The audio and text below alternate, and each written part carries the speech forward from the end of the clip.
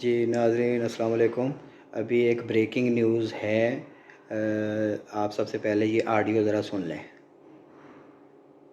بسم اللہ الرحمن الرحیم۔ میاں محمد ریاض بول رہے ہیں لاہور سے۔ یہ کل سے جو پرائیویٹ مارکیٹ میں آٹا جائے گا 39 روپے گندم والا، اس کا جو چلے گا کلر ہوگا وہ وائٹ کلر میں ہوگا۔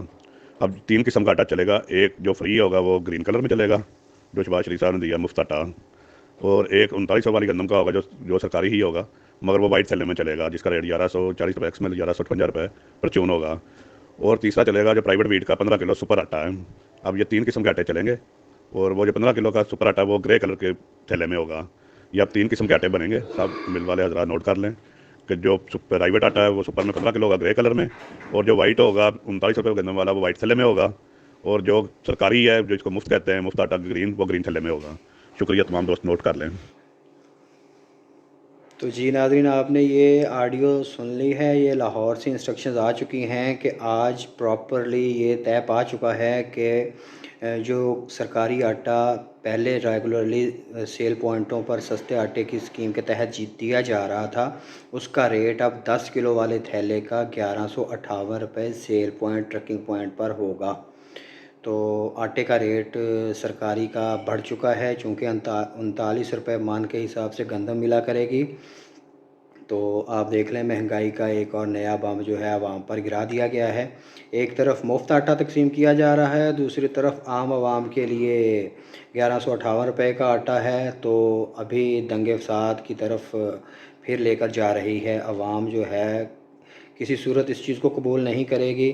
جو لاسٹ ٹائم 3 دن پہلے آپ لوگوں نے دیکھا تھا، پورے پنجاب کے اندر ہڑتالیں اور لوگوں نے شور شرابہ شروع کر دیا تھا، اور عوام سڑکوں پر نکل آئی تھی، اور لوگوں کی جو پرائیویٹ املاک ہیں، جو لوگوں کی گاڑیاں وغیرہ تھی، ان کو بھی انہوں نے نقصان پہنچانا شروع کر دیا تھا کہ آٹے کا 1158 روپے جو قیمت ہے ہم کسی صورت قبول نہیں کر سکتے۔ ایک آدمی جو ہے 600 روپیہ 800 روپیہ دہاڑی لینے والا، وہ 1158 روپے کا 10 کلو کا تھیلا کیسے افورڈ کرے گا؟